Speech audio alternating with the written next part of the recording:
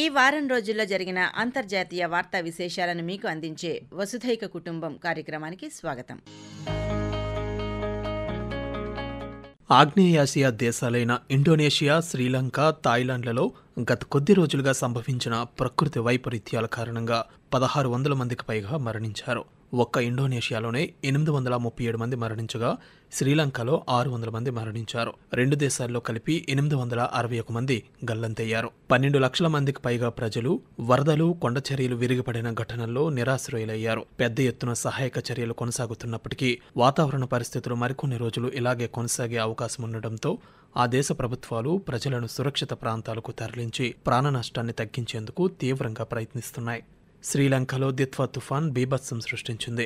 ప్రస్తుత పరిస్థితుల దృష్ట్యా శ్రీలంక అంతటా ఎమర్జెన్సీ విధిస్తున్నట్లు అధ్యక్షుడు అనుర కుమార దిశనాయకే ప్రకటించారు. 35% గృహాలకు విద్యుత్ సరఫరా నిలిచిపోయిందని విపత్తు నిర్వహణ కేంద్రం ఒక ప్రకటనలో వెల్లడించింది. తుఫాను ప్రభావిత ప్రాంతాల్లో సహాయక చర్యలు కొనసాగుతున్నాయని, బాధితులను రక్షించేందుకు రెస్క్యూ బృందాలు తీవ్రంగా శ్రమిస్తున్నట్లు ఆయన పేర్కొన్నారు. ఇక ఇండోనేషియాలోని సుమత్రా దీవులు ఈ వరదల దాటికి తీవ్రంగా నష్టపోయాయి. అనేక చోట్ల రహదారులు కొట్టుకుపోగా వంతెనలు కూలిపోయాయి. 507 మంది గల్లంతైనట్లు ఆ దేశ జాతీయ విపత్తు నిర్వహణ సంస్థ తెలిపింది. ఉత్తర సముద్రాలో వరదలు, కొండచర్యలు విరిగిపడటం వల్ల లక్షలాది క్యూబిక్ మీటర్ల కలప కొట్టుకుపోయిందని అధికారులు తెలిపారు. చెట్లను అక్రమంగా నరికివేయడమే ఈ విపత్తుకు కారణమని స్థానిక ప్రజలు ఆందోళన వ్యక్తం చేస్తున్నారు. ఇది ప్రకృతి వైపరీత్యం మాత్రమే కాదని మానవ నిర్మిత సంక్షోభమని ఇండోనేషియా పర్యావరణ ఫోరం పేర్కొంది. థాయిలాండ్లోనూ వరదలు బీభత్సం సృష్టించాయి. ఎడతెరిపి లేకుండా కురిసిన అకాల వర్షాల కారణంగా వరదలు సంభవించి 145 మందికి పైగా మరణించారు. అలాగే వేలాది మంది నిరాశ్రయులయ్యారు. డిసెంబర్లో జరగనున్న ఆగ్నేయాసియా క్రీడలకు థాయిలాండ్ సిద్ధమవుతుండగా ఈ వరదల కారణంగా 17 క్రీడా కార్యక్రమాలను బ్యాంకాక్కు మార్చారు. రష్యా అధ్యక్షుడు వ్లాదిమిర్ పుతిన్ భారత్లో పర్యటించారు. నిన్న జరిగిన భారత్-రష్యా 23వ వార్షిక శిఖరాగ్ర సమావేశంలో ప్రధానమంత్రి నరేంద్ర మోదీతో కలిసి పుతిన్ పాల్గొన్నారు. ఇరువురి సమక్షంలో ఇంధనం, పరిశ్రమలు, అంతరిక్షం, వ్యవసాయం తదితర రంగాలలో ఈ సందర్భంగా పలు కీలక ఒప్పందాలు కుదిరాయి. వలసలు, మొబిలిటీ, వైద్యం, ఆహార భద్రత, ఓడరేవులు, షిప్పింగ్ రంగంలో సహకారంపై కూడా ఇరు దేశాలు ఒప్పందం చేసుకున్నాయి. అనంతరం ఇరువురు కలిసి మీడియా సమావేశంలో పాల్గొన్నారు. ఈ సందర్భంగా వ్లాదిమిర్ పుతిన్ మాట్లాడుతూ, గత 8 దశాబ్దాలుగా ప్రపంచం అనేక ఒడిదుడుకులను చూసిందని, మానవత్వం అనేక సవాళ్లు, సంక్షోభాలను ఎదుర్కొన్నప్పటికీ భారత్, రష్యా దేశాల మధ్య స్నేహం మాత్రం ధ్రువ నక్షత్రంలా స్థిరంగా ఉందన్నారు. పరస్పర గౌరవం, లోతైన విశ్వాసం వల్ల నిర్మితమైన ఈ సంబంధం కాలం విసిరిన ప్రతి సవాల్కు వ్యతిరేకంగా దృఢంగా నిలబడిందన్నారు. ఈ సంబంధాన్ని ఇకపై మరింత బలోపేతం చేసేందుకు అన్ని అంశాలను చర్చించామని, నౌకా నిర్మాణంలో తమ లోతైన సహకారం మేక్ ఇన్ ఇండియాను బలోపేతం చేసే సామర్థ్యాన్ని కలిగి ఉందన్నారు. భారత్, రష్యా భాగస్వామ్యానికి ఇంధన భద్రత మూలస్తంభంగా ఉందని, పౌర అణుశక్తిలో తమ దశాబ్దాల నాటి సహకారం పరస్పర స్వచ్ఛ ఇంధన ప్రాధాన్యతను సాకారం చేసుకోవడంలో కీలకంగా మారిందని పేర్కొన్నారు. ఇక ప్రధానమంత్రి నరేంద్ర మోదీ మాట్లాడుతూ, భారత్, రష్యాల మధ్య ద్వైపాక్షిక వాణిజ్యం, పెట్టుబడులను పెంచే లక్ష్యంతో 2030 ఆర్థిక సహకార కార్యక్రమానికి ఇరు దేశాలు అంగీకరించినట్లు తెలిపారు. ఈ కార్యాచరణ ఇరు దేశాల మధ్య ప్రాధాన్య రంగాలు, దీర్ఘకాలిక ఆర్థిక సంబంధాల వృద్ధిలో వేగం పెంచుతుందని చెప్పారు. ఇరు దేశాల మధ్య సంబంధాలు పరస్పర గౌరవం, నమ్మకంతో ఎల్లప్పుడూ కాల పరీక్షకు నిలిచాయన్నారు. భారత్, రష్యా బిజినెస్ ఫోరంలో భారత్ క్రియాశీలకంగా పాల్గొంటుందని చెప్పారు. ఈ వేదిక ఇరు దేశాల పరిశ్రమల్లో సహా ఉత్పత్తి, నూతన కార్యక్రమాలను బలోపేతం చేస్తుందని ప్రధానమంత్రి చెప్పారు. యుక్రెయిన్ సమస్యపై భారత్ మొదటి నుంచి శాంతిని సమర్థించిందని, యుక్రెయిన్ అంశంలో శాంతియుతమైన శాశ్వత పరిష్కారం కోసం జరుగుతున్న అన్ని ప్రయత్నాలను భారత్ స్వాగతిస్తుందన్నారు. భారత వాణిజ్యానికి రష్యా ఎప్పుడూ అండగా నిలుస్తోందని, స్వేచ్ఛా వాణిజ్య ఒప్పందం FTA తుది అంకానికి ఇరు దేశాలు కలిసి పనిచేస్తున్నాయని చెప్పారు. రెండు దేశాల ఆర్థిక సంబంధాలు నూతన శిఖరాలకు చేరుతాయని ప్రధానమంత్రి నరేంద్ర మోదీ ఆశాభావం వ్యక్తం చేశారు. मुझे पूरा विश्वास है कि आने वाले समय में हमारी मित्रता हमें ग्लोबल चैलेंजेस का सामना करने की शक्ति देगी और यही भरोसा हमारे साझा भविष्य को और समृद्ध करेगा. मैं एक बार फिर आपको और आपके पूरे डेलीगेशन को भारत यात्रा के लिए बहुत बहुत धन्यवाद देता हूं. 2 రోజుల భారత పర్యటనను ముగించుకున్న రష్యా అధ్యక్షుడు వ్లాదిమిర్ పుతిన్ నిన్న స్వదేశానికి తిరుగు పయనమయ్యారు. ఢిల్లీ నుంచి రష్యాకు బయలుదేరిన ఆయనకు విమానాశ్రయంలో భారత విదేశాంగ మంత్రి ఎస్ జయశంకర్ వీడ్కోలు పలికారు. కలిసి సాగుదాం, కలిసి ఎదుగుదాం అన్న నినాదంతో వ్లాదిమిర్ పుతిన్ తన భారత పర్యటనకు ముగింపు పలికారు. భారత పర్యటన సందర్భంగా రష్యా అధ్యక్షుడు వ్లాదిమిర్ పుతిన్ మీడియాకు ఇచ్చిన ఒక ఇంటర్వ్యూలో అనేక విషయాలను పంచుకున్నారు. రష్యాకు G7 కూటమిలో చేరే ఉద్దేశం లేదని స్పష్టం చేశారు. యూరోపియన్ దేశాలతో కూడా తమకు మంచి సంబంధాలు లేవని చెప్పారు. గతంలో రష్యా G8లో భాగమై ఉన్నప్పటికీ తాను ఆ సమావేశాలకు హాజరు కావడం మానేసిన తర్వాత అది మళ్లీ G7గా మారిపోయిందని పుతిన్ గుర్తు చేశారు. కొనుగోలు శక్తి పరంగా చూస్తే G7 దేశాల ఆర్థిక బలం నానాటికి తగ్గిపోతోందన్నారు. కొనుగోలు శక్తి పరంగా చూస్తే భారతదేశ ఆర్థిక వ్యవస్థ ప్రపంచంలో 3వ అతిపెద్దదని, కానీ యునైటెడ్ కింగ్డమ్ వంటి దేశాలు వాటి స్థానాలు 10 లేదా అంతకంటే తక్కువగా ఉన్నాయని గుర్తు చేశారు. G7 దేశాలన్నీ సాంకేతికంగా అభివృద్ధి చెందిన ఆర్థిక వ్యవస్థలే అయినప్పటికీ ప్రపంచ ఆర్థిక వ్యవస్థలో వాటి వాటా మాత్రం ప్రతి సంవత్సరం తగ్గిపోతోందన్నారు. G7 కంటే ప్రస్తుతం ఏర్పడుతున్న ఇతర అంతర్జాతీయ కూటములకు రష్యా ప్రాధాన్యమిస్తుందని, షాంఘై సహకార సంస్థ SCO, బ్రిక్స్, G20 వంటి కూటముల్లో రష్యా చురుకుగా పాల్గొంటోందని పుతిన్ పేర్కొన్నారు. ఇక మరోవైపు భారతదేశంతో వాణిజ్య, రక్షణ సంబంధాలను మెరుగుపరచుకోవడానికి ప్రయత్నాలు కొనసాగించాలని అమెరికా ప్రభుత్వం పేర్కొంది. క్వాడ్ కూటమిలో సహకారం ద్వారా ఇండో పసిఫిక్ భద్రతకు ఇది దోహదపడుతుందని తెలిపింది. అమెరికా జాతీయ భద్రతా వ్యూహం పేరిట ఇటీవల విడుదల చేసిన వ్యూహపత్రంలో ఈ విధంగా పేర్కొంది. దక్షిణ చైనా సముద్రంలో భద్రతా సవాళ్లను ఎదుర్కోవడానికి భారతదేశంతో బలమైన సహకారం అవసరమని వివరించింది. మానవజాతి చరిత్రలో అమెరికా అత్యంత విజయవంతమైన గొప్ప దేశంగా కొనసాగేందుకు ఈ వ్యూహపత్రం ఒక మార్గసూచికగా ఉపయోగపడుతుందని, దేశ సామర్థ్యానికి సంబంధించిన అన్ని అంశాలను బలోపేతం చేసుకుని అమెరికాను సురక్షిత, సుసంపన్న దేశంగా మారుస్తామని ఈ పత్రంలో అధ్యక్షుడు డొనాల్డ్ ట్రంప్ సందేశమిచ్చారు. పశ్చిమార్ధగోళంలో తమ సంబంధాలను మరింత బలోపేతం చేసుకునేందుకు ఐరోపా, భారత్ సహా ఆసియాలోని మిత్రపక్షాలతో కలిసి పనిచేయాలని వ్యూహపత్రం నిర్దేశించింది.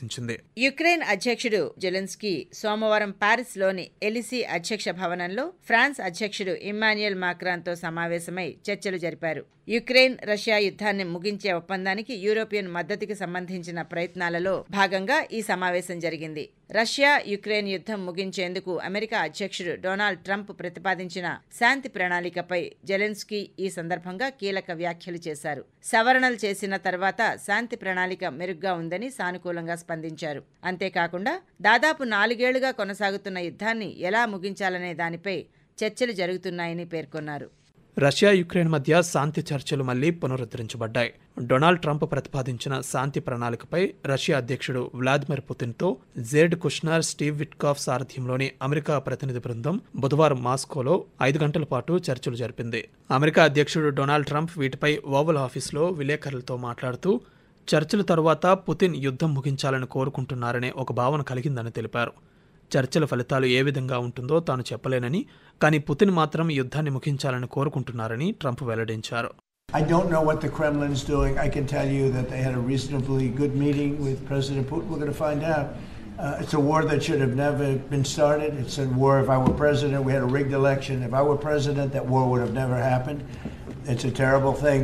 But I thought they had a very good meeting yesterday with President Putin. We'll see what happens. It's, you know, when I was in this office and I talked about no cards, I said, you have no cards. That was the time to settle. I thought that would have been a much better time to settle. But they, in their wisdom, decided not to do that. They have a lot of things against them right now. But you have President Putin had a very good meeting yesterday with Jared Kushner and with Steve Witkoff.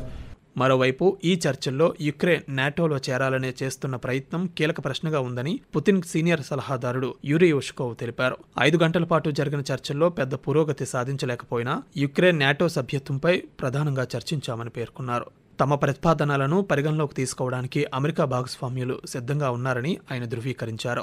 భూభాగ సంబంధిత అంశాల్లో ఎటువంటి రాజీ కుదరలేదని స్పష్టం చేశారు. ఇరు పక్షాలు శాంతి కోసం పలు మార్గాలను పరిశీలించినప్పటికీ ప్రధాన విభేదాలు అలాగే ఉన్నాయన్నారు. ఫ్రాన్స్ అధ్యక్షుడు ఇమ్మాన్యుయల్ మాక్రాన్ గురువారం చైనాలో పర్యటించి ఆ దేశ అధ్యక్షుడు షీ జిన్పింగ్ ను కలిశారు. చైనాతో తమ దేశ వాణిజ్య సంబంధాలను బలోపేతం చేసుకోవడంపై ఈ పర్యటన దృష్టి సారిస్తుందని చెప్పారు.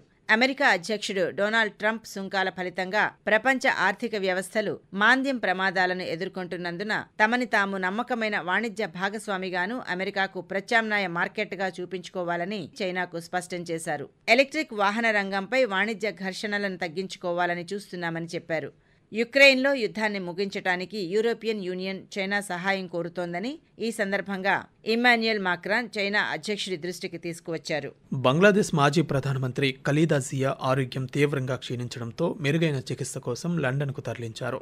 బంగ్లాదేశ్ నేషనల్ పార్టీ బీఎన్పీ అధ్యక్షురాలైన ఖలీదా జియా ఊపిరితిత్తులు, గుండెలో ఇన్ఫెక్షన్ల కారణంగా గత 10 రోజులుగా చికిత్స తీసుకుంటున్నారు. అయినా ఆమె కోలుకోకపోగా ఆరోగ్యం విషమించడంతో గురువారం లండన్కు తీసుకువెళ్లారు. ఖలీదా జియా త్వరగా కోలుకోవాలని భారత ప్రధానమంత్రి నరేంద్ర మోదీ ఆకాంక్షించారు. అవసరమైన సహాయం అందిస్తామని తెలిపారు. పాకిస్తాన్ మాజీ ప్రధానమంత్రి ఇమ్రాన్ ఖాన్ మరణించారంటూ గత కొద్ది రోజులుగా వచ్చిన వార్తలపై అతని సోదరి అలీమా ఖాన్ స్పష్టత ఇచ్చారు. తీవ్ర ఒత్తిళ్ల నడుమ ఇమ్రాన్ ఖాన్ కుటుంబ సభ్యుల్ని ములాఖత్కు పాకిస్తాన్ ప్రభుత్వం అంగీకరించింది. అడియాలా జైల్లో ఇమ్రాన్ ఖాన్తో ములాఖత్ జరిగిన తరువాత ఆయన సోదరి అలీమా ఖాన్ ఒక వార్తా సంస్థతో మాట్లాడుతూ ఇమ్రాన్ ఖాన్ ఆరోగ్యంగానే ఉన్నప్పటికీ ఆయనను మానసికంగా చిత్రహింసలకు గురి చేస్తున్నారని చెప్పారు.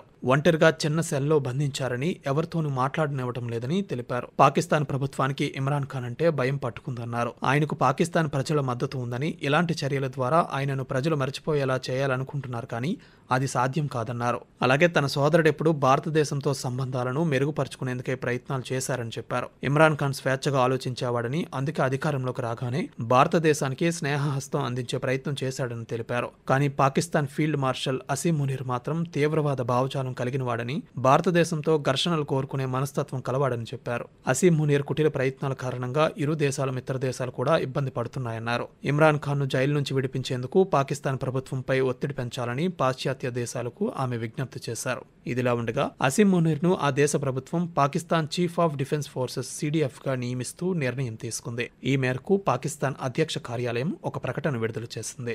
2027 నుండి రష్యన్ గ్యాస్ దిగుమతిని నిషేధించడానికి యూరోపియన్ యూనియన్ అంగీకరించిందని EU president Ursula von der Leyen తెలిపారు.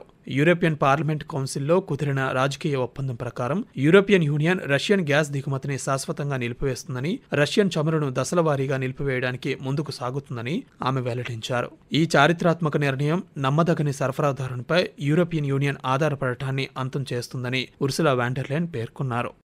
Today is indeed a historic day for our union. Last night we reached a provisional agreement on the Commission's proposal to fully phase out Russian fossil fuels. We're turning that page, and we're turning it for good.